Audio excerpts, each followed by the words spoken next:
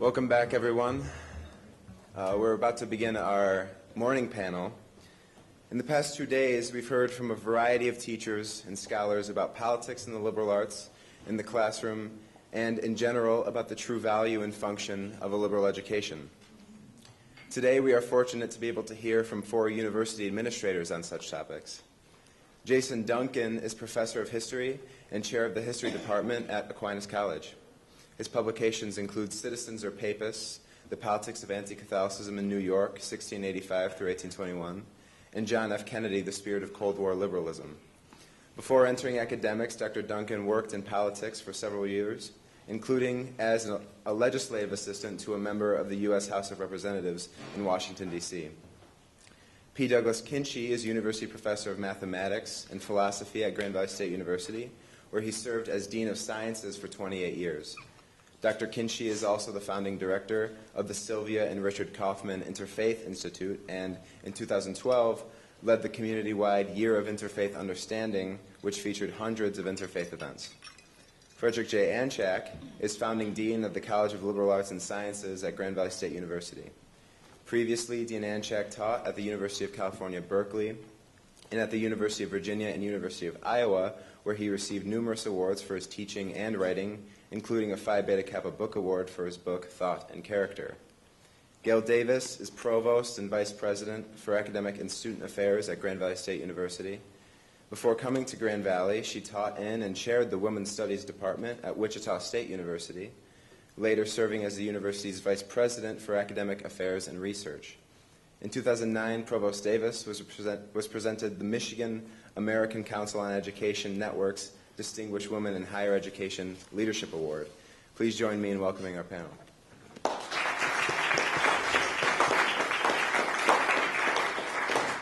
Hi, everyone. I'll be moderating the panel, and really that just means introducing you as we go along.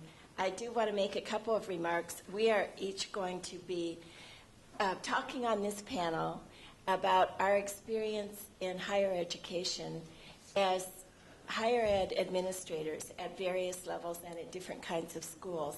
We'll also draw on our experience because we're also all faculty members as well in higher ed in general, so as appropriate, we'll also bring in those kinds of stories or questions. We're going to talk about 10 or so minutes each for the first bit of our panel, and then we'll spend about 15 minutes, I'm hoping we'll have, to ask each other questions and clarify any questions we might have. And the rest of the time will be devoted to audience participation. So we'll hope, and I'll try to be the really mean timekeeper up here to keep us on schedule since we have a lot of people ready to talk. And I'll begin today. So I've been in higher education at various levels for about 30 years. So my comments for today really do arise from my personal experiences and the lens of my own academic expertise, which is the study of how and why cultures change. I think you can imagine how this fits into our topic. What I'll relay to you today are not new concepts or examples, but I hope they serve as a selection of examples that I will highlight in an effort to remind us of the dilemmas that we face on the campuses of higher education in the country. So, one key premise, and I'm really not going to go into social theory very much, but one key premise of this scholarship is pretty basic, that things change when there is a critical mass of people who agree with a certain societal direction. They make themselves known, they reach each others who agree with them, they build in number and increase in confidence and visibility until, if they're successful, they eventually and gradually can change the perspective of what's considered mainstream in society. If people with countervailing attitudes react against this building momentum for change, it can become a polarized situation, with each side trying to build the larger and more powerful coalition. And I should say it's not always just bifurcated. There are often many impulses affecting the changes being expected. As Dr. Rice said in the last conversation, this is all exacerbated by what he referred to as the law of group polarization, that idea that with the internet, with find your own politics TV channels and radio channels, we have more and more opportunity to stay surrounded only by people who agree with us. So some unusual alliances can be made, though, in matters of finding this coalition. We can see it now in the allegiance of many religious fundamentalists to the most fundamentalist side of the Republican Party. Although they may disagree on many fronts, it is similarly apparent in the wide ranges of liberal thought in the Democratic Party, whose members can also ignore the differences among them in order to build a winning coalition on the political left. Another very foundational idea in this theory is that cultures are built and their values are maintained through the social control that comes through social pressure, peer pressure, and institutionalized rules supporting what we call the mainstream culture at any given time. There is greater pressure and much more extreme polarization the higher the stakes are for a person. For instance, one university in our state a few years ago put on a classic play that contained a brief show of nudity. When a legislator on the very extreme right side of the Republican Party criticized the university roundly in public, expecting a result, the university still refused to take down the production. The next step was to escalate and threaten funding of the university unless they took down the production. In other words, we are all struggling basically with who gets to define mainstream society right now in a period in which, and how many times have you heard this, we've never seen the United States as divided as a country at any other time in most of our memories. That struggle is evident in the ways in which so many are questioning and criticizing societal norms and long-standing institutions that heretofore we have at least accepted, if not embraced.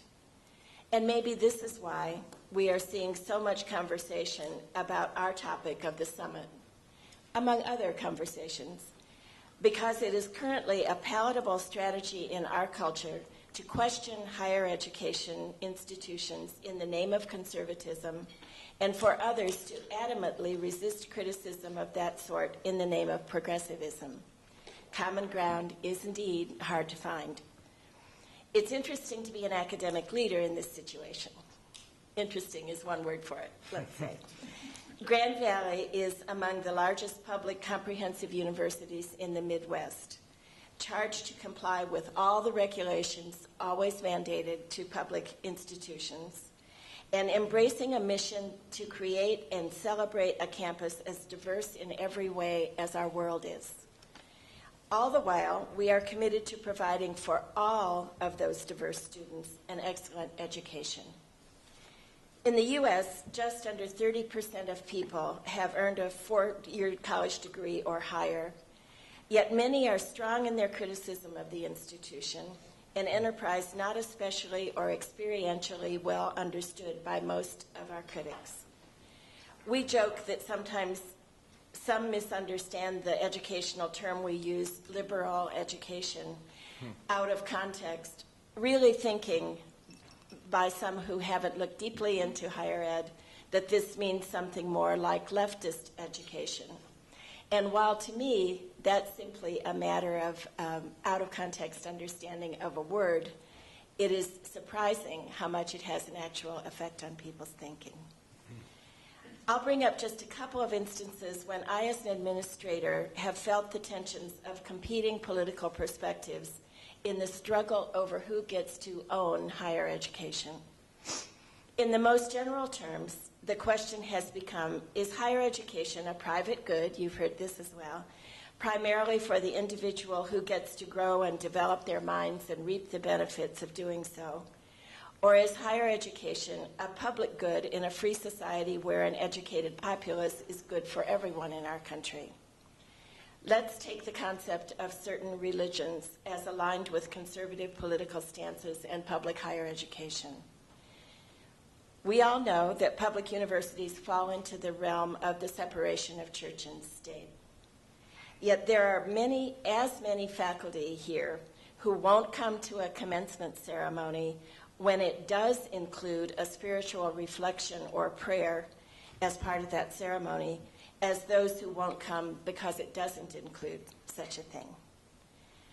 On the topic of big history, the origins of the universe among those big topics that are covered, a lecture about big history can offend some of our audiences, especially external audiences, for its deviation from many religious creation beliefs. And yet, our professor was presenting cutting-edge, award-winning scholarship on the project. We want to nurture the whole student at Grand Valley, including their spiritual sides. But in a polarized situation, people who see different religious perspectives as equally valuable conflict with those who feel my religious affiliation is the truth above all others. What is the place for critical thinking in an educational atmosphere driven by forces that encourage unquestioned belief or faith? In today's environment, questions are raised even about which political side gets to define critical thinking. Or consider the climate change controversy. Maybe not so much a controversy now as a disaster. Many religious beliefs in the origins and forces of the universe align in their preferred conclusions and outcomes on climate change with conservative priorities from the political point of view on free market, the good of the private individual's advancement in our political arenas. At one time, religious perspectives were expected to affect the education and policies of private single-religion colleges and universities. The change we are experiencing now finds us a public enterprise,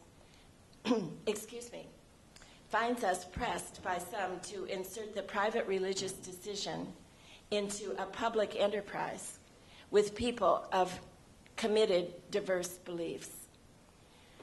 Public higher education has mostly resisted that pressure in its policies and practices. So here we are. And I think you can imagine, as I look out over the academic side of the university, how many of these dilemmas are basically a no-win situation.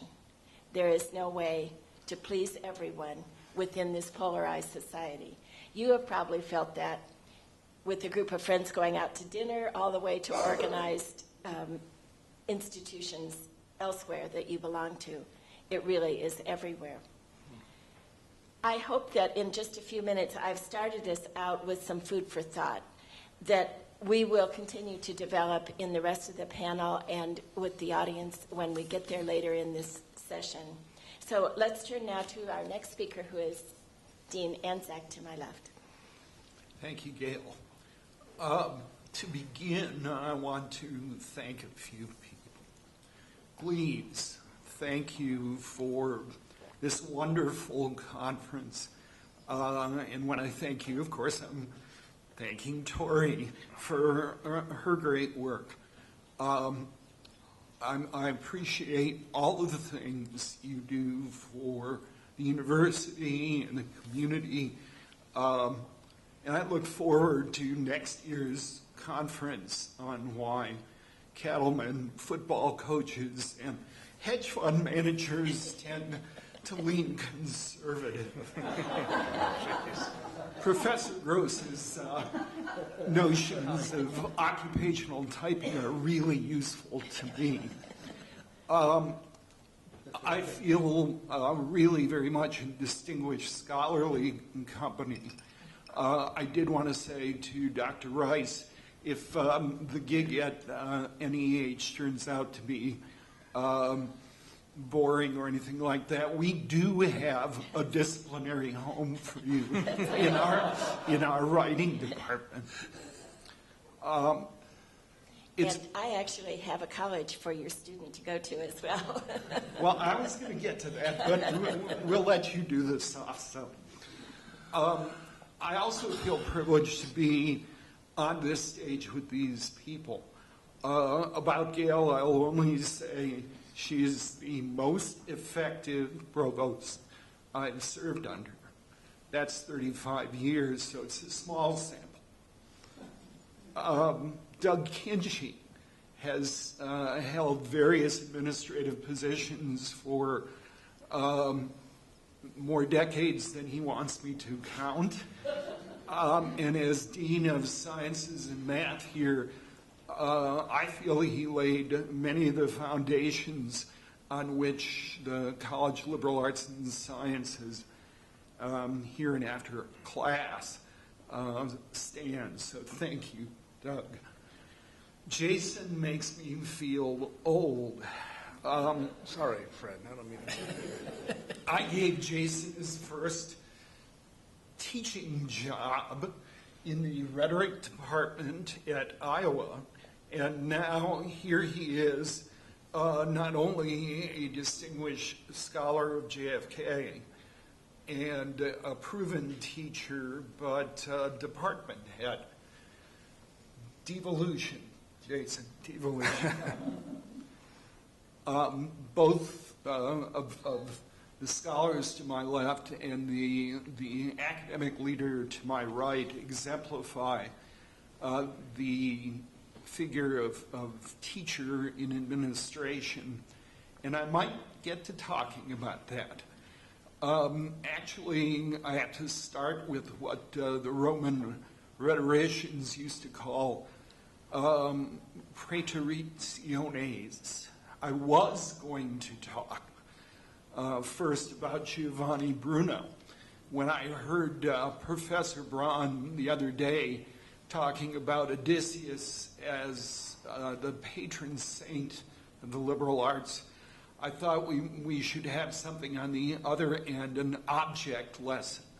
Giovanni Bruno, the figure in scientific history who went beyond Copernicus, posited not only a solar system, but other, we would call them exoplanets in our galaxy, and even other galaxies where there might be life, might serve us well. You recall that what happened in his case was that the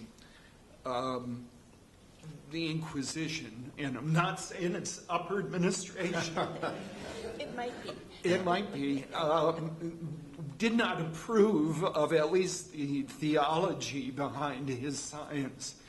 And probably it was the deans of the time that got together the wood pile in just the right configuration. We don't have a lot of cases of Giovanni Brunos, and so maybe we ought to temper our notions that academia is uniquely suffering political correctness in that context. I was going to then give you a datum. My college produces about 398,000 student credit hours per year. And I've served for 10 years. Happily, mathematics is in my college. You can do the math.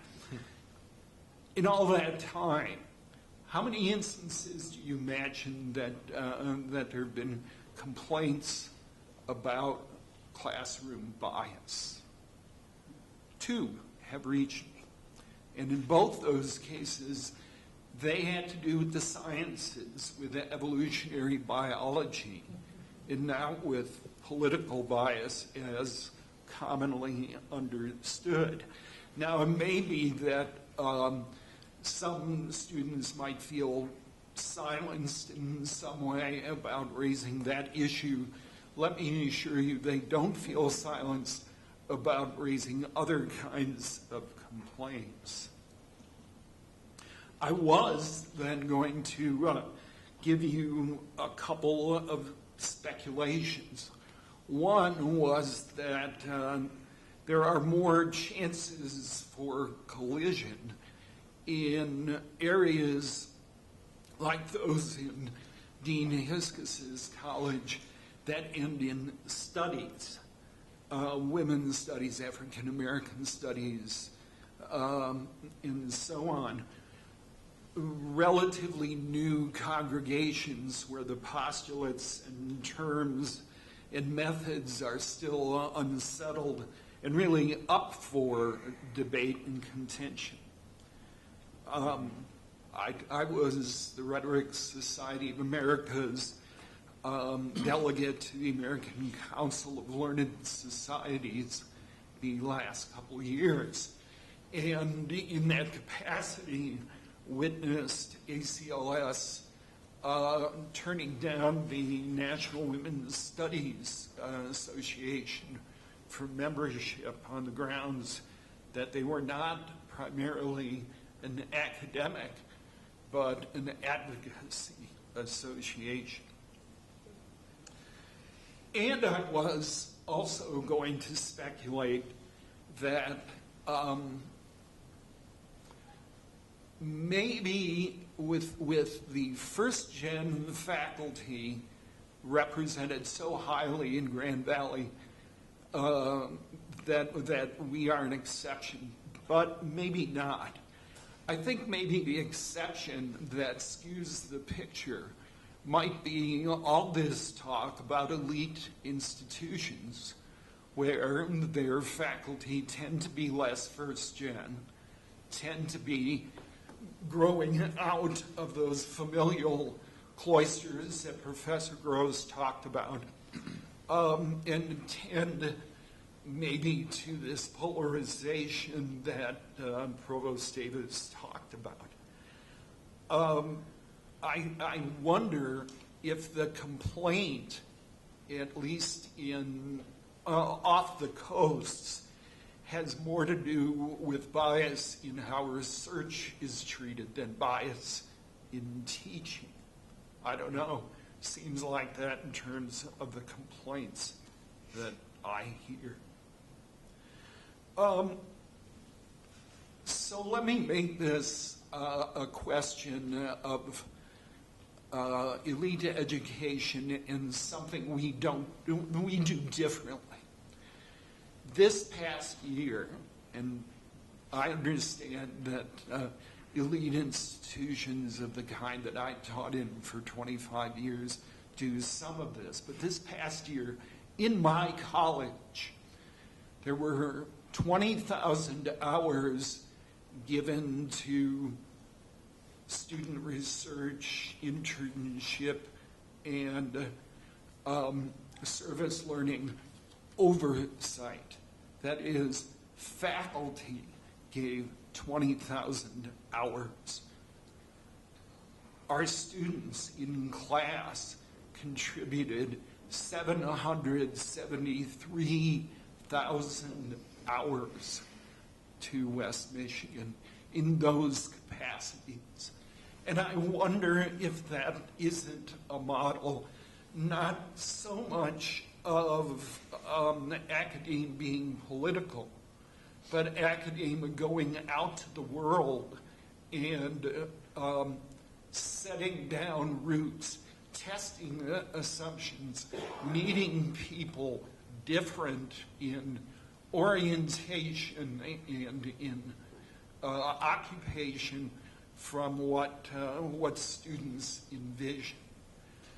Whether that is a cure, whether teaching institutions with more first-gen and college faculty and students than some others help explain the different topographies of this issue, I don't know. But I will say this. I think that institutions like Grand Valley are in a revival state Professor Vertzer was a little bit pessimistic about the future, at least of the liberal arts yesterday. I guess I want to say that one of the great reasons for optimism is in institutions like this, where I guarantee your daughter would be writing a lot more than 20 pages, well, maybe per week this semester, as I counted out. This is an institution that draws scholars like the Hiskises and other senior people who feel like maybe there's a different model of education of which more can be made. And young faculty, I have faculty from Cambridge and Harvard and Berkeley, even Columbia.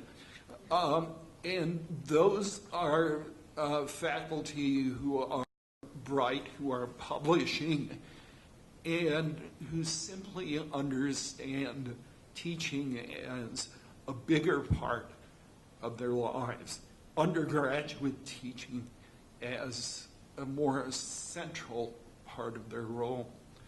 Maybe the hope is right here. Thanks.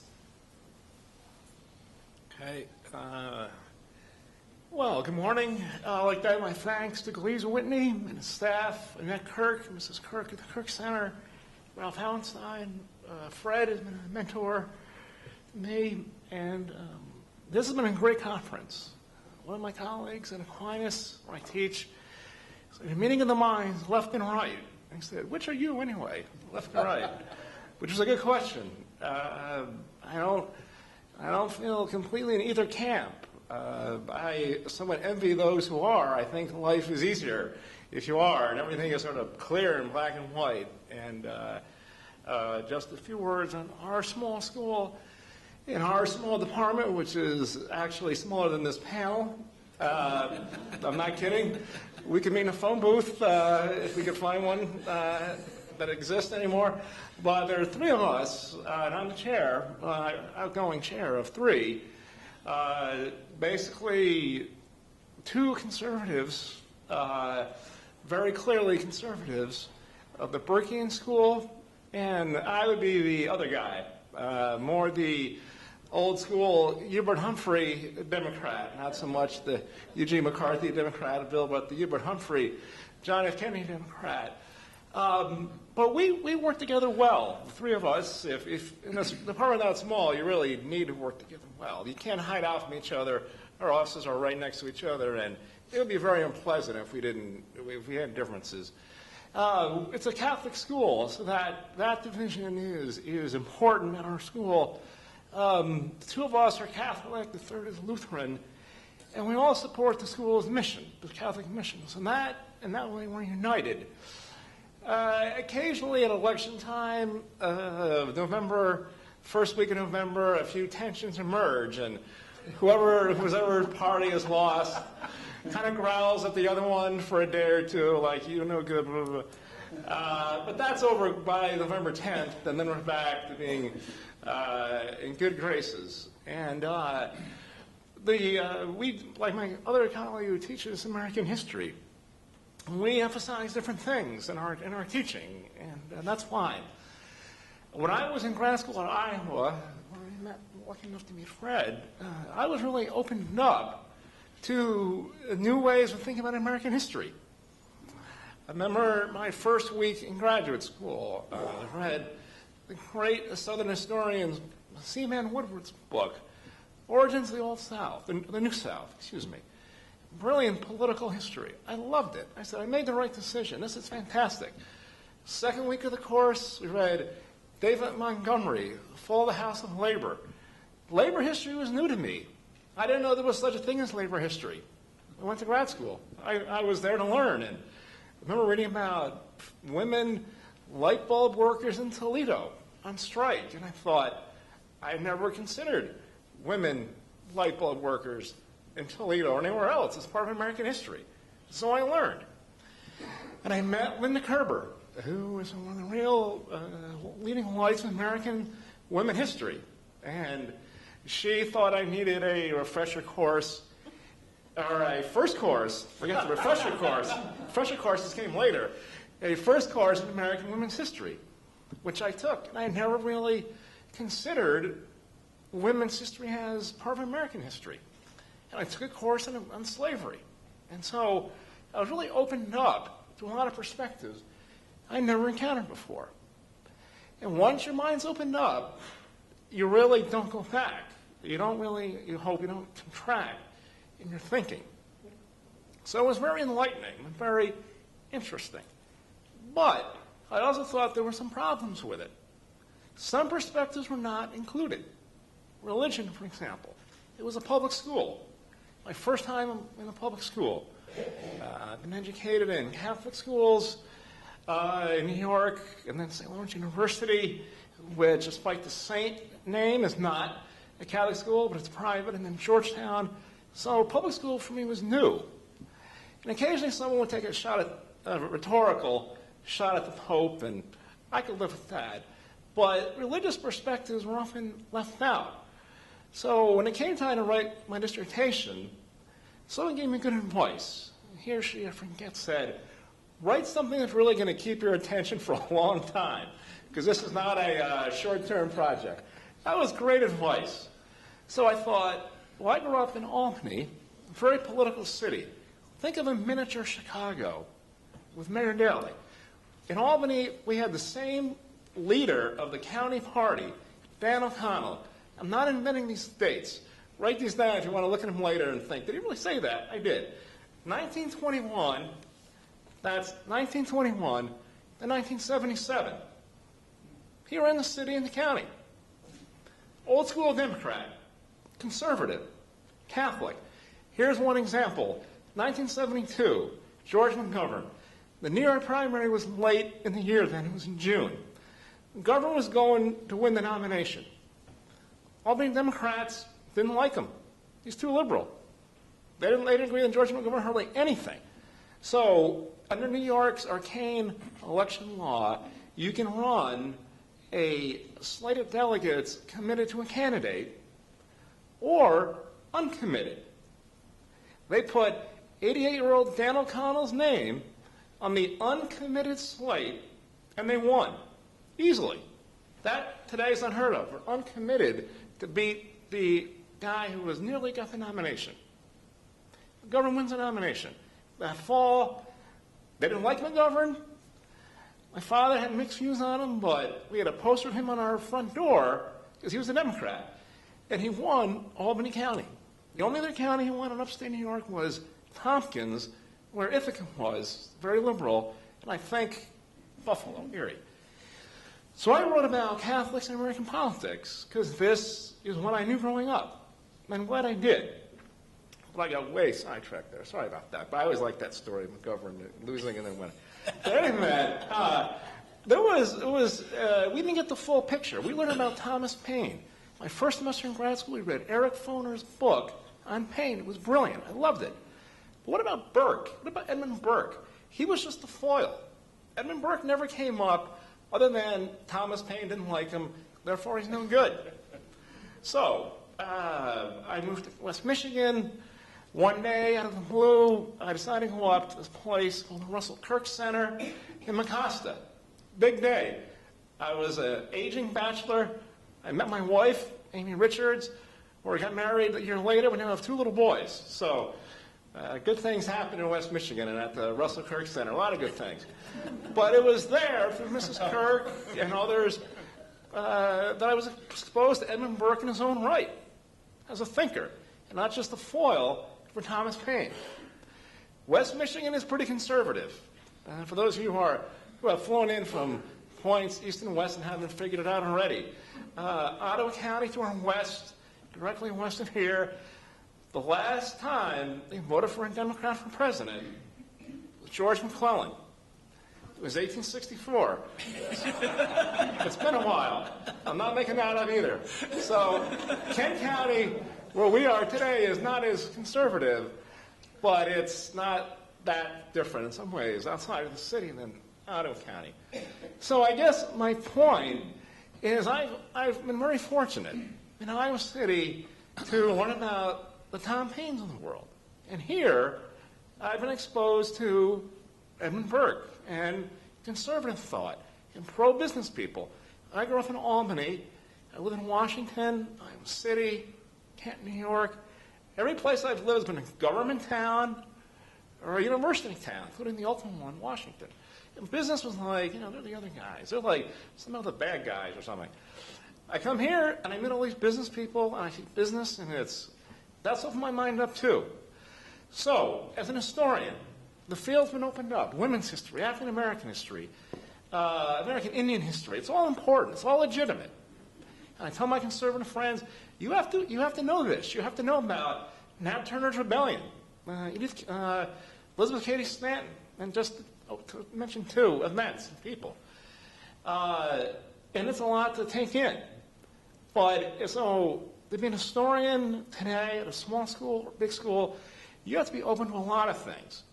I can remember being in grad school in Iowa City, taking a course with Alan Steinberg, my dissertation advisor, new left historian from Columbia, brilliant. Social history was his thing. But he also brought in the presidents, the Jeffersons, the Hamiltons. There were some students who were so committed to social history, they would hiss at him when he mentioned Jefferson. And that's no good either. You have to bring in the Jeffersons in the social context. So in my small department, I think we respect each other. We have different emphases. But at least in the field of history, in 2014, you have to be open to a lot. Doesn't mean you have to agree with everything. Doesn't mean you have to be in the mushy middle. But you need to know about Burke, Paine, Jefferson, Nat Turner, and see where it fits together. Thank you. Thank you. Duncan. Thank you, all of the speakers so far, and I also want to thank the Hauenstein Center, not only for the organization and pulling this together, but for even conceiving of the idea of putting on a Common Ground Summit. I think that's wonderful, and in my own area, current area, summits and common ground are something that I'm very committed to. I also want to thank my colleague Fred Antczak, the dean, he pointed out that Jason makes him feel young after nearly 40 years at Grand Valley. I thank you for not pointing out that I make you feel that it makes you feel young. You make me feel young too. Exactly, but for a different reason. So anyway, I also can't resist picking up on Bill Rice's comment earlier about the Oxford Debating Union. In fact, a year ago now, I was finishing up 7 months on sabbatical at Cambridge University on the other side of England, and they have their own Cambridge Union, and they have their own debating, which is very similar to the Oxford debates. And shortly after I arrived, one of the debates was between Rowan Williams, who had recently retired as Archbishop of Canterbury and had been appointed master of the Magdalen College, one of the colleges of Cambridge. And he was debating Richard Dawkins, who was from Oxford. And it was a very interesting debate, and I don't know, I think the Oxford people do it as well, but the Cambridge, at the end, the students vote on who won.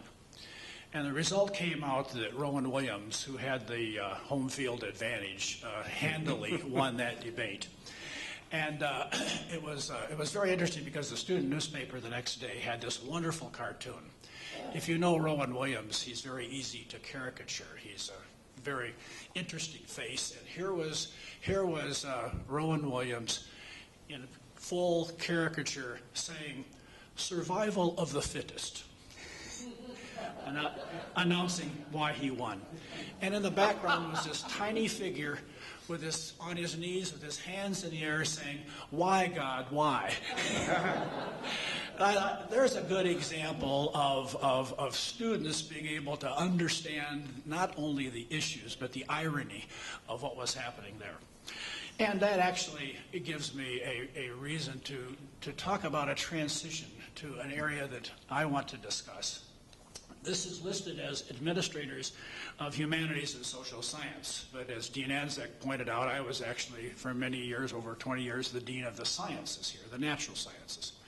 And while the natural sciences don't have the same kind of political divide that we've been talking about in this conference, there is another kind of issue that has been referred to numbers of times during these 3 days, and that is the role of religion in the issues of common ground and divide. And as Dean Antczak pointed out, the only 2 times he had complaints from students about professors forcing their ideas on them was over the issue of evolution, which again is not surprising given, as Jason has pointed out, the conservative nature of this particular community. It has been, because of my own background and interests, for many decades I have been committed to the whole issue of dialogue between science and religion. Those are 2 fields that have worldviews that are often seen in conflict. There's even in the literature talk about the warfare between science and religion. But clearly, warfare language is a metaphor when it comes to science and religion. My current appointment as the founding director of the Kaufman Interfaith Institute deals with another kind of common ground that I think is very important in our political arena as well.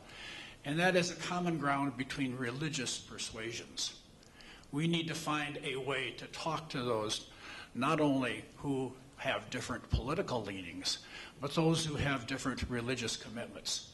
And I believe that is an important issue as we proceed in academia. So I'm going to be referring to my experience in both the dialogue between science and religion, as well as my current activity for the past 4 years in interfaith dialogue. Jonathan Sacks, the former chief rabbi for the Great Britain, has pointed out in his wonderful book, The Dignity of Difference, that the 20th century was marked in large part by clashes of ideology. Economic ideologies, Russia versus America, communism versus free enterprise. During the clash of ideologies, and especially when military might and capability was in the background, those clashes could have led to war, and had the effect of bringing communities together and not wanting to have too much internal strife because we had a bigger ideological conflict before us that we needed to rally around. But Jonathan Sacks points out that the issue of this century, the latter part of the 20th century and this century, is not so much ideological clash, but identity clash. Who am I? What is my meaning? What makes sense to me? It's the question of identity. And the question of identity is clearly a question that involves religion. Many, many people define their identity in religious terms. Now, it's been in the conference, it's been pointed out that there's this idea that academe is this monster machine that is turning everyone into liberals. And thanks to Neil Gross and data, yes, there is a predominance, or there's more liberals than conservatives that are in academe, and he points out some very interesting theories as to why that might be. Another ruse that's out there, I think, is that academia is in the business of destroying religious faith. And I think this also, and again, I refer to Neil Gross's research that was published in 2009 in the Journal of the Sociology of Religion Journal, where he found that over 50% of the professorate nationwide actually believe in God. The ones that responded that they either did not believe in God or had serious doubts or agnostic was about 26%. Now that is, in fact, almost 3 times the general population. So yes, there is more skepticism in academia than there is in the general population.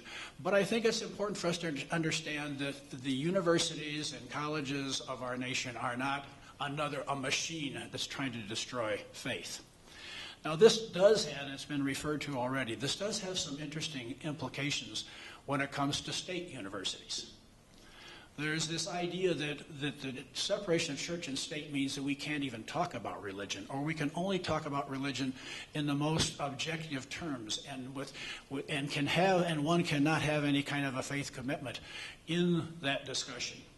There's a famous case at Iowa State University where the football coach, who had been previously at a private college and had a chaplain that helped build the spirit and helped deal with concerns that some of the football players had under the stress that they were under, and he wanted to have a chaplain that was privately funded for the football team. Well, there was an objection to this led by the chair of the Religious Studies Department at Iowa State, who was a very vocal, very avowed atheist, and he argued against this proposal on the grounds of separation of church and state.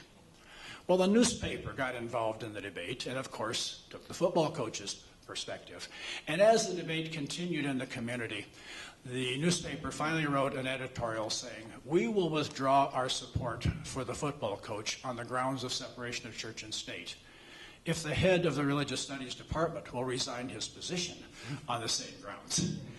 So there is this idea that somehow we can't deal with faith issues in academia, in the state institutions.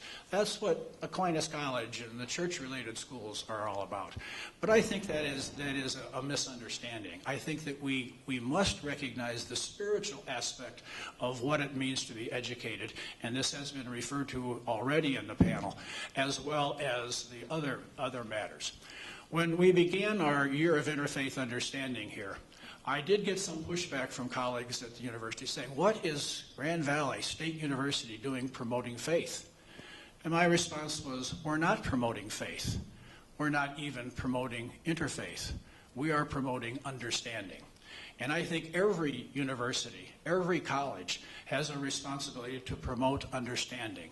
And that understanding in today's world means also understanding between different faith communities and different faith commitments. So the work that I had done in science and religion, especially around evolution issues, really prepared me for some of the issues that we are now dealing with in what we call the Interfaith Institute. Because we do need to look at how diverse peoples can find common ground, as is the title of this particular seminar here, the summit. I'm going to suggest for you very briefly a model that we have used in interfaith, because I think it's applicable to the discussions of this, and that is what we call an agenda for interfaith. But I think some of these elements could very well fit an agenda for finding common ground. The first step in this is tolerance. Tolerance is always required in a civil society. Tolerance means the refusal to bring physical violence. In medicine, we even talk about how much can a body tolerate in chemotherapy while you're trying to kill the cancer cells. Tolerance is a minimal perspective, and there is a kind of tolerance that is not very good. It was referred to in one of the earlier sessions. A tolerance that says, "I don't really care. It's not important." That's a kind of a laissez-faire tolerance, which isn't really going to get us anywhere. So I think we need to move beyond tolerance to issues of understanding. And understanding comes when we engage in true conversation with others. But I think we need to go beyond understanding to what I call respect, where we don't have to agree with a person, but we will respect them. Robert Rithenau at Princeton says that it's not that I respect you even though I know you are wrong, but because I respect you and because you hold a particular set of beliefs, I am obligated to consider those beliefs differently.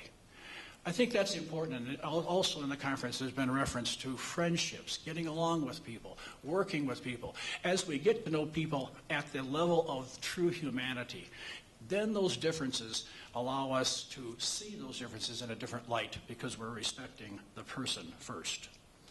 I think the next step is that in all of these discussions is a step of acceptance.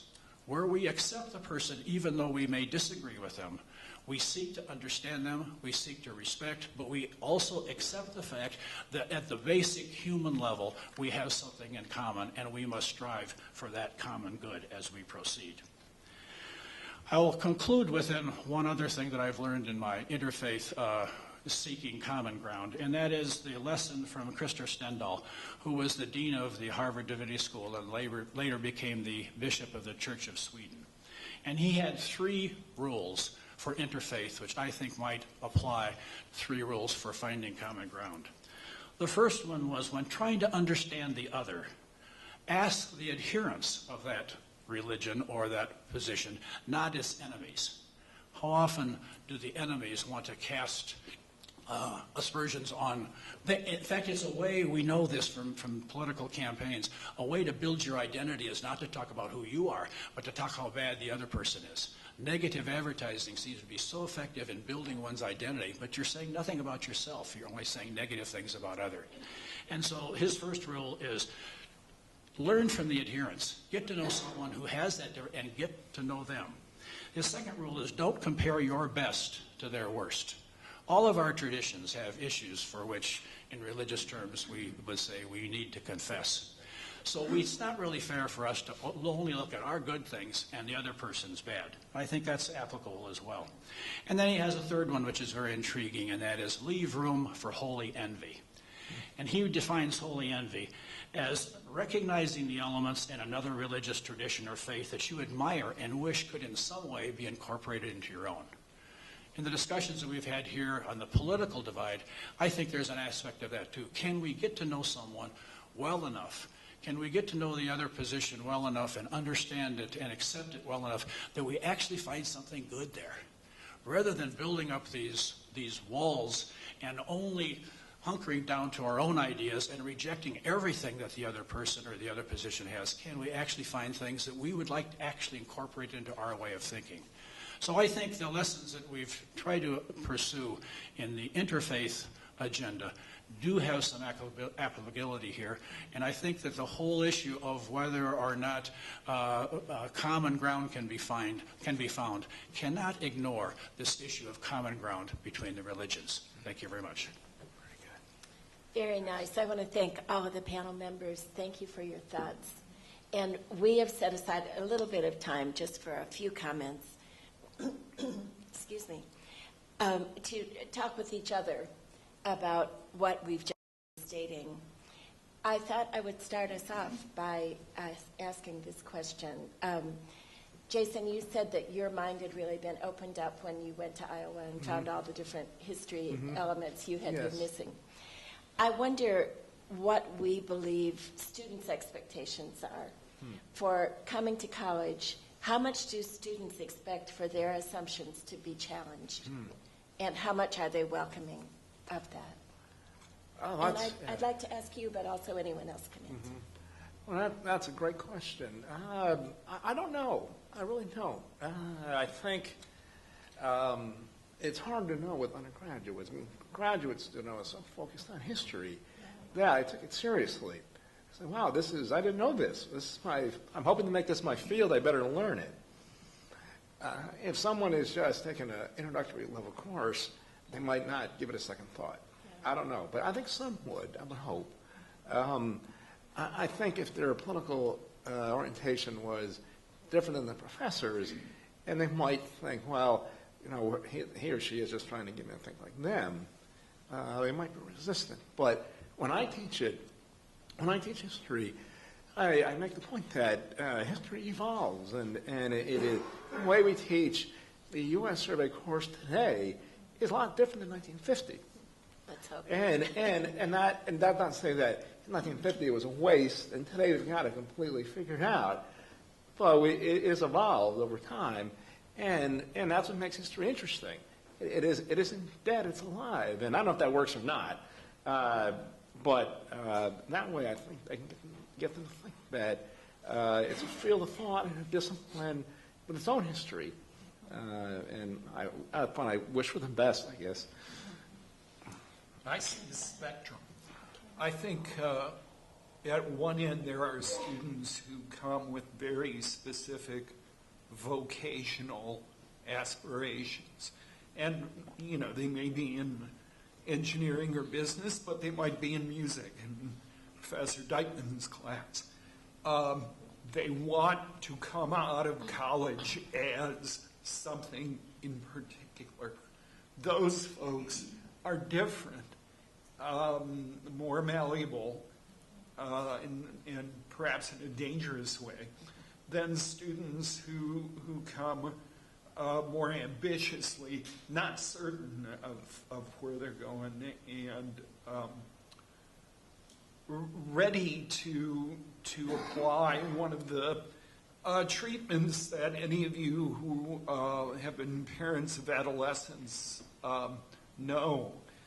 It is not the case that eye rolling that your son or daughter did when he was living with you or she was in your home stops when they come to college. And I think that part of the responses to faculty who do have a point of view almost point this out and say things along the lines of, yeah, I know this guy's way more liberal than I am, but he gave me space to voice my views or whatever. I do think that the greatest way, the surest way for a teacher to devalue their own teaching is to be caught in propagandizing. I remember an instance when I was on the faculty at another institution. I was in women's studies. I was teaching a women's literature class, I think. It's been a long time. But I was infusing into the selection of books they could read those that were by people of color who were also women and American writers. And I remember still today, it's one of those moments in my educational history of great disappointment, honestly. Here were students who were already taking women's studies courses. They already knew we were looking at what was left out in the gaps of the canon of normal literature classes in that case. And didn't that student say to me in class, if I had wanted to study African Americans, I would have taken that class. Wow. Those kind of things that it depends on what the student's expecting in lots of ways. Yeah. And I think our culture right now, with the very intense focus on what you can do the day after graduation to earn money with your degree, leaves us in that mode when we may well be ignoring the things that rattle our cage at all, but just give us the skills we want to apply in our first job. One thing I am so happy to be landed at Grand Valley. I just have to say, there is a place here that puts the liberal education values underneath all of our professional, undergraduate, graduate, any of our programs have this foundation of questioning, of debate, of integrated thinking, all of those values. And I think had I had that same literature class here, it would not have been a question that I would have had to field. But, it's not always clear what's the most usable and applicable skill set. Abigail is, as we learned yesterday, a classics major as well as a philosophy major. And we have the second largest classics department in Michigan. The University of Michigan does have that big program, graduate program, so they're a little bigger. But our graduates not only go to law school or professional school or graduate school, they get snapped up by computer companies which are interested in students who aren't scared of squiggly languages and who have thought about how different ways of configuring language has effect on community and communication. So we've had several years, as Gayle knows, where 100% of our classics majors were placed in what they wanted to do day one. Yeah. Wow. What's the useful, what's the applicable major? We have 100 of them. They're all that way. Yeah. If you understand the skills that you're learning and you understand the world in which you can apply them. Who says a philosophy major can't have an internship? We figure. So, any other comments on this topic, Doug? Did you have anything? Okay. Any other questions on this? I have a question. I'm not sure. Is that Dr. Berzer back there? No. I wish Dr. Berzer were here, but those of you who were present for his wonderful presentation about the cosmopolis, I wonder what he would say about this emphasis of Grand Valley. We really think that getting students out in the world to have some experience. For my college, it averages about 30 hours per student per semester, applying the skills they've learned in the world, and then coming back. And what we hear from faculty is not that they've suddenly become vocational or forgotten the cosmopolis, but rather that they see themselves in broader dialogue. They see the questions as richer, and they're a little bit more mature.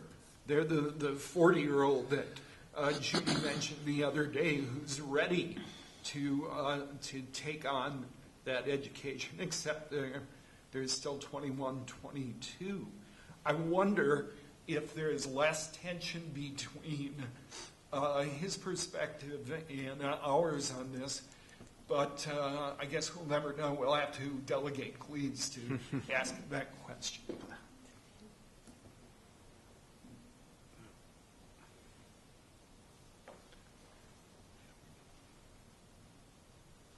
I bet you there's somebody who has a question for us. Oh, yeah. Well, I was thinking if we're done, we can turn it right over to the audience and give us plenty of time to talk. Yeah. Good. Can you hear me without the microphone? Sure. Good. Some great points, but I see quite a few of the points you've made are quite anecdotal, and so I think we all have our own anecdotes of at one point or another experiencing this left-wing, right-wing tension on the universities. But I begin to wonder if in that process we're also missing a third way, or the possibility of a third way, to move that debate from that tension, which seems to me it's kind of a horizontal debate, and whether we can move this toward the possibility of a more central, radical position with a commitment to some, at least 2, 3 basic fundamental values of what the university should be. When Dr. Kindschi was mentioning that he received questions about his mission as being one of promoting faith, I have experienced the same thing, and a few faculty members who are interested in developing a curriculum in military history, for example. And they are received with high suspicion as thinking that military history is a course of action to promote war or the love for war rather than the history of that aspect of humanity. The other aspect of religion is, in the third way that I'm proposing, is that when you're caught in this left wing, right wing, I think the university misses the possibility of other resources. And so I'm speaking for myself and other people who experience the same situation, who come from other cultures, which we are not raised in this debate. We are not caught in this left wing, right wing debate that is so typical of American reality, which from our perspective, it's really horizontal. It's a debate between two wings of the same bird. And so we begin to question whether we should move the debate to a deeper level. When you propose courses, for example, as I have on religion and politics in Latin America, or religion foundations of religious foundations of ethics, or other courses like that, I find that you're often looked with great suspicion because you don't fit in either of these positions, left wing or right wing. So you're either dismissed or postponed or given, trying to see where can we fit you, and if you're not really easily identifiable, then you become invisible.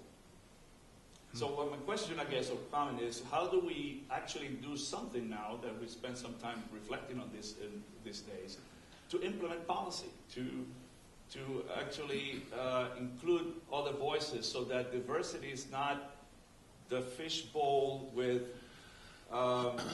fishes of the same color, but fishes of different species. So that's my... Okay, well, in our small school, we have courses in American women's history, African American history, also American Catholic history, military history too. What fish they are, I'm not sure, but those are those. So I guess when we put this schedule together, we're not. I don't think of it like, well, left wing, right wing, but these are fields, vibrant approaches to history. Women's history is legitimate. African American history is important, and so is American Catholic history. Military history too, and history is a big tent. I think it's one of the bigger tents, really, maybe the biggest tent. But at least from my discipline, my perspective, we are open to different perspectives and approaches. And what happens at other schools, I don't know, but I'm proud that we've included a lot in our offerings. I do think that the safeguard for this kind of diversity is a diversity of kinds of institutions.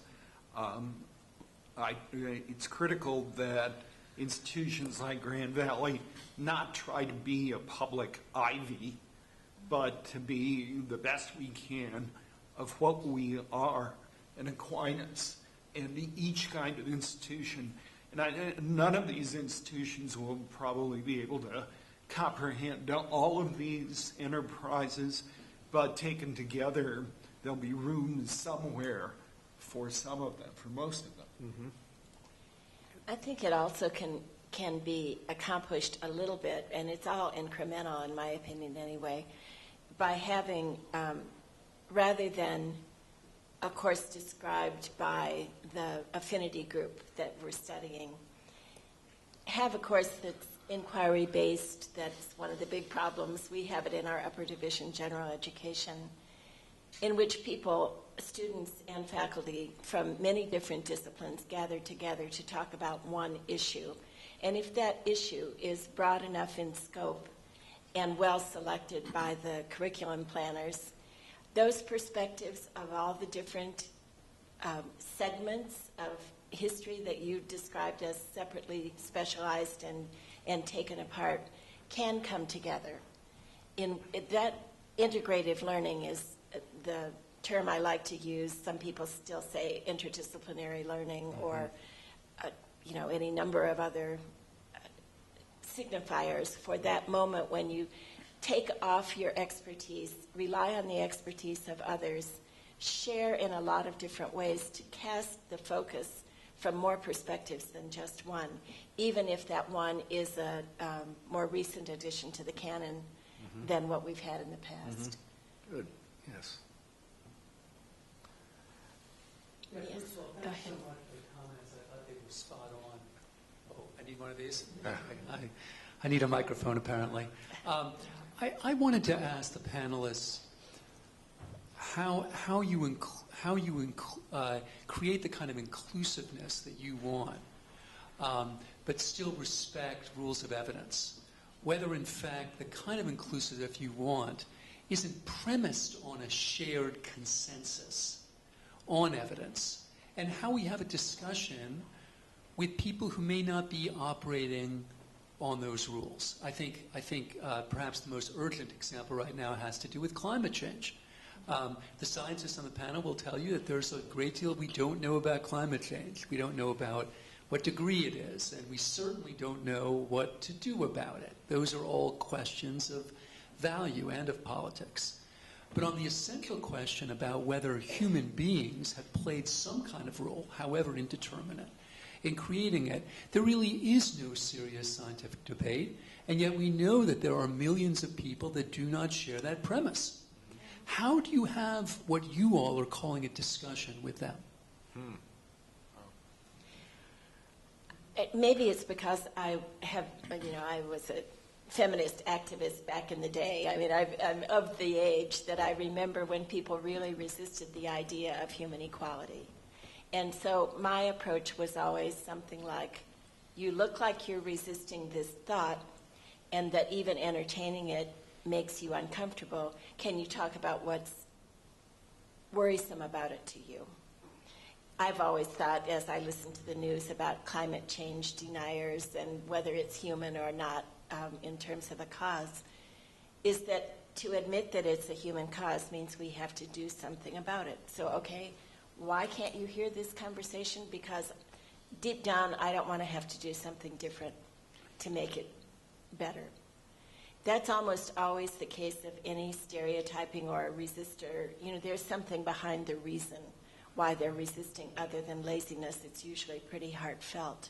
Well, I, as much as I appreciate the sentiment of your retort, I guess I would reply that I see actually a rather bright line between your example of human equality and climate change. I mean, with apologists to the Platonists and the Kantians in the audience, I just don't think you can prove the premise of human equality in the way you can a certain kind of human-made climate change. Well, that's true, but it's surprising how many facts can be ignored or discounted when they seem to most of us as irrefutable. So I agree that my example isn't a clear parallel. It's just that I think the approach is the same. Empathy for someone who you take as an honest learner and try to find out what's impeding them from even hearing the information in order to process it. Teaching technique stuff, you know, it's up to everybody to decide that. But if we don't make it comfortable for people to have those other opinions, even angrily at us in a classroom, and unpack why that's happening, I think we make no progress. Can I give you an example sort of alongside but not directly aimed at your question? I speak occasionally to parents, and our scientists speak often to students who feel like their beliefs about the creation of the universe are being devalued by what they're learning in an astrophysics course, say. And the response that tends to work is, you don't have to believe it. You simply have to know this. Yeah. This is what the scientific discourse is about. To change it, you would have to know what premises it works on, what its methods are, and so on. So you can believe exactly as you believed before, but if you choose to take astrophysics, you need to have some acquaintance with 13.8 billion years ago, not 4,000. Yes. I have a question for Doc, and I really enjoy your talk about what you have done and the interface dialogue. The point that you mentioned about this a misconception that academia is out to destroy religion, and I think there's also a lot of, and also respond to Professor Duncan's this idea that there is a lack of religious perspective in academia. And I don't think it is a lack of religious perspective. It's actually there is this perception that we don't really teach religion. We actually, there's this critique that the religious course we teach is not really teaching faith. We are teaching the science of religion. And how do we counter that misperception of that academia is out to destroy religion? And just a quick example, that because the course I teach, in the beginning, that lots of students come to this class expecting, because it's scripture as literature. So being in Western Michigan, I attract a lot of students who have strong faith background, and they, wow, great, this is a class that I get to learn about my religion. So I'm studying the Bible, great, but then they get disappointed because I'm teaching the course as literature that I deal with authorship, with history and additions and literary criticism, so they get disappointed. Well, I think, obviously that's a legitimate course, and that makes sense. I think in terms of the strategy, it might be worthwhile to have either a guest speaker come in or to honor the students and their attitudes and let them talk about that a little bit. When we did our Year of Interfaith Understanding, we had some pushback from some of the conservative communities, and we said to them that we're interested in not a thin dialogue. We're not interested in narrowing down your faith understanding so that we can all agree. That's not our agenda. Our agenda is to understand the differences. We talked about a thick dialogue, not a thin dialogue. Bring the thickness of your understanding, your belief, your background, whatever it is, to the table. But just allow the other person to bring the thickness of theirs as well. Actually, I think allowing some of that to take place doesn't necessarily counter the purpose of the course, which is Scripture as literature. But it might actually enable you to sort of defuse that issue so that it's not working away the entire semester, but allows it to be put up front and to say, the goal of this course is not to convince you that Scripture doesn't have any role other than literature. The goal of this course is to understand Scripture in various ways, including Scripture as literature. I don't know if that helps, but that would be my approach. Should we honor a student that says that man-made climate change is a hoax? Pardon? Should we honor a student who comes in and says that man-made climate change is a hoax? No, we don't honor. We don't have to honor anyone. But we ask that we get that student involved in a dialogue and ask them, what is the evidence? Why do you think that? What are the premises that you are using when you make up that kind of thing? And get them to explore that. Mm-hmm. I think honoring is not the issue here. You can dialogue with someone without agreeing with them, without even liking them, but you can still have that dialogue and with the desire of unpacking where they are so that you can understand them better, if for no other reason to help convince them of another way. Mm-hmm. I'm going to take the floor right now since I've been holding the mic for a little while back here. Oh, sorry, As Carl. a biologist who taught human sexuality. Could you speak up just a little bit? Carl, turn the microphone the other way.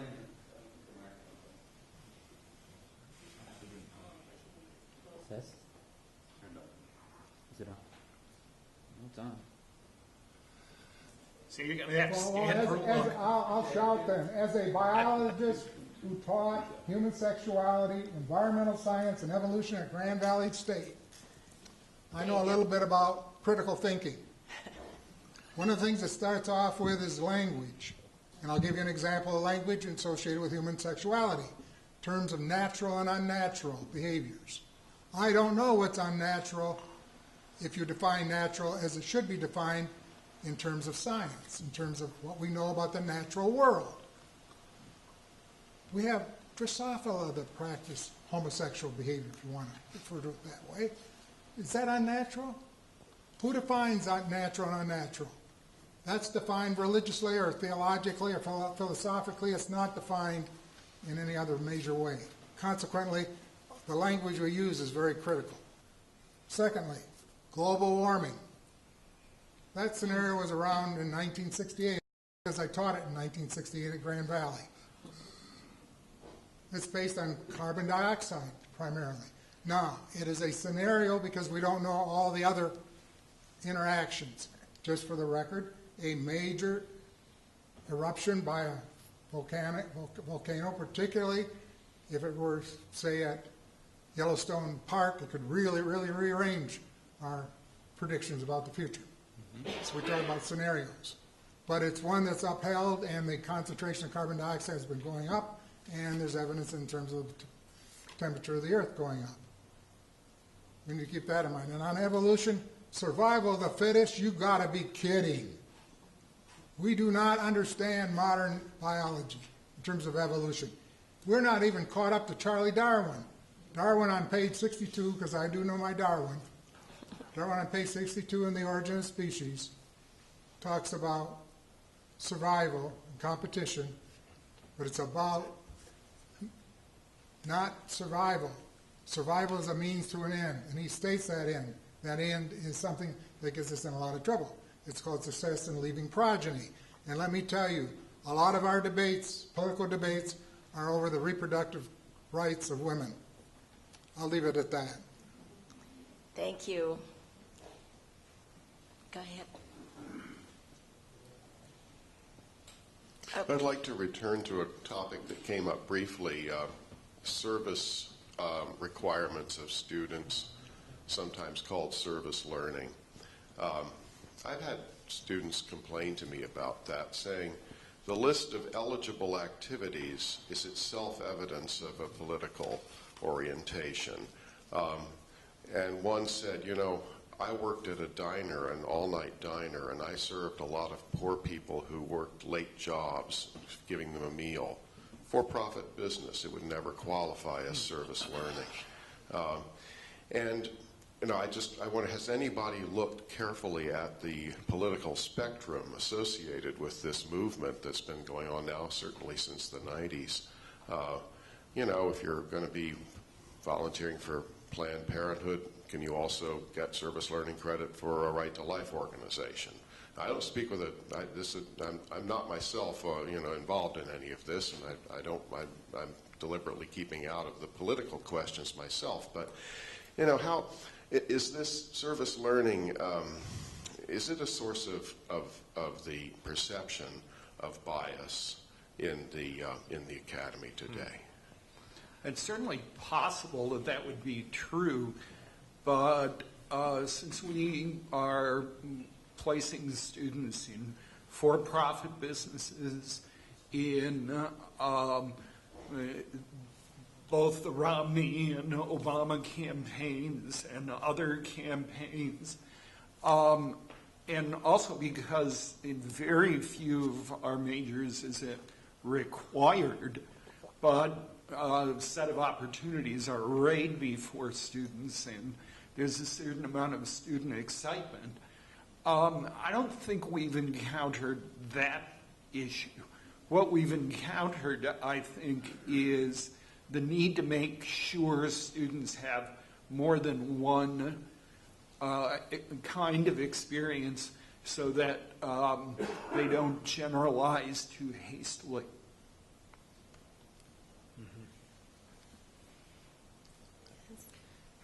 I'm a bit concerned about blind spots in higher ed created by leftist dominance in the academy. And the dialogue over global warming is a great example. For example, Provost Davis, you mentioned that if humans are causing it, therefore humans have to step in as a solution.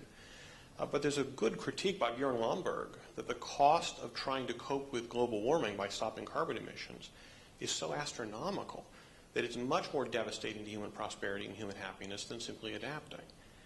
And even the use of the word term denier, and I know that's not the way it's intended by this panel, but sometimes it's used to try to parallel with other more serious deniers.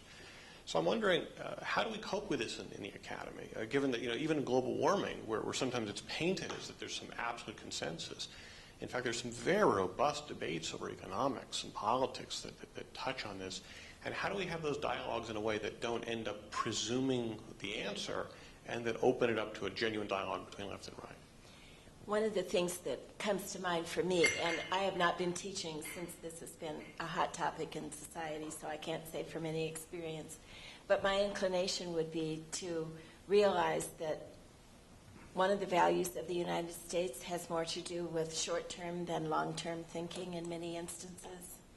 I think this issue has more to do with short-term than long-term thinking as well.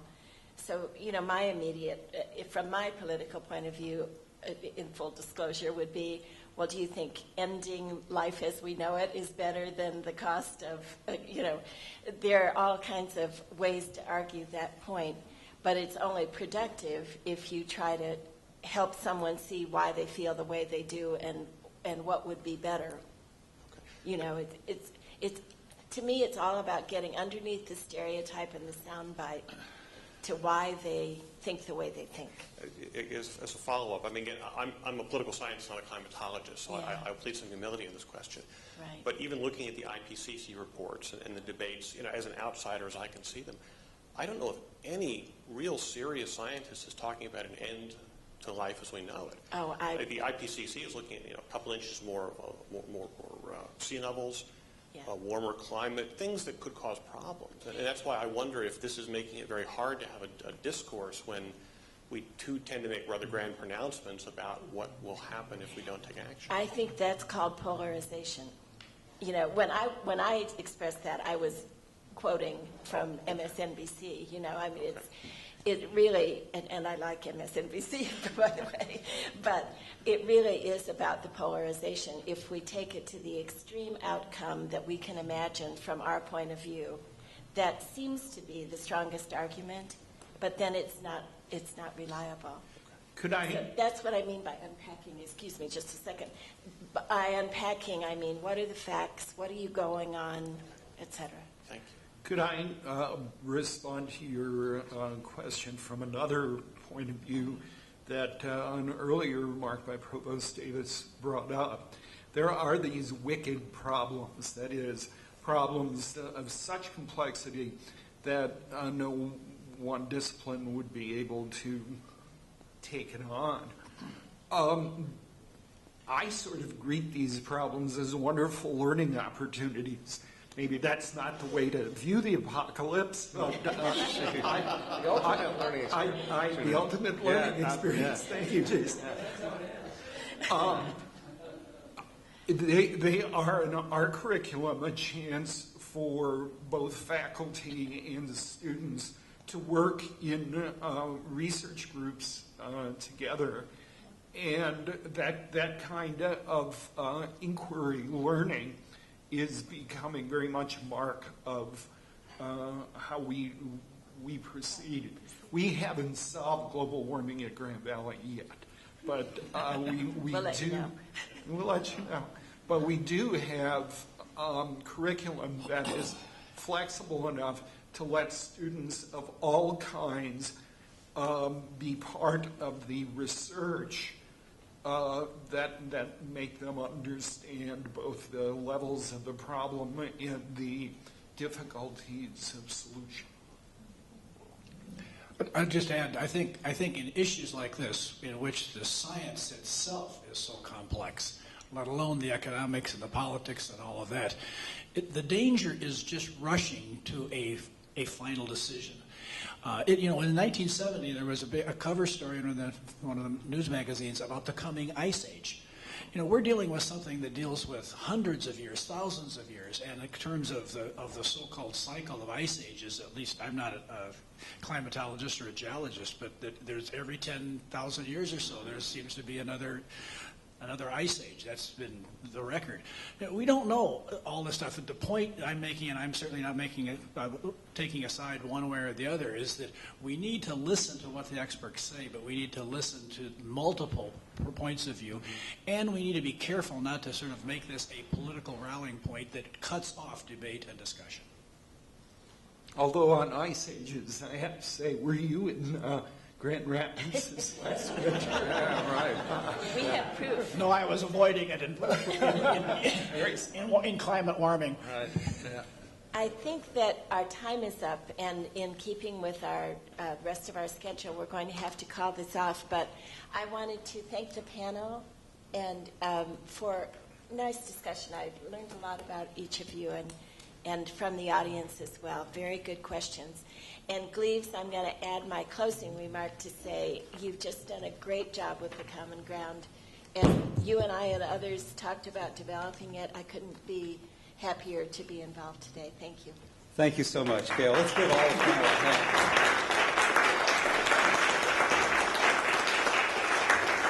I just got to say, one of the real honors, one of the pleasures and privileges of working at a great institution, you saw it yesterday. We had 3 students who had been associated with the Hauenstein Center and with the Cook Leadership Academy, And my heart swelled with pride when I saw how they performed yesterday, had such wonderful, insightful, and rich comments to make. And my reaction today is the same. All of you brought just your best to this panel.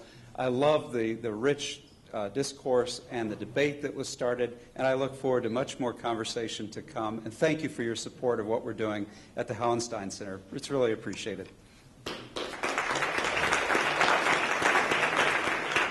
Well, now I just want to announce that we have, for those of you who are attending the lunch at noon, just down, to the Meyer Regency room, please check in.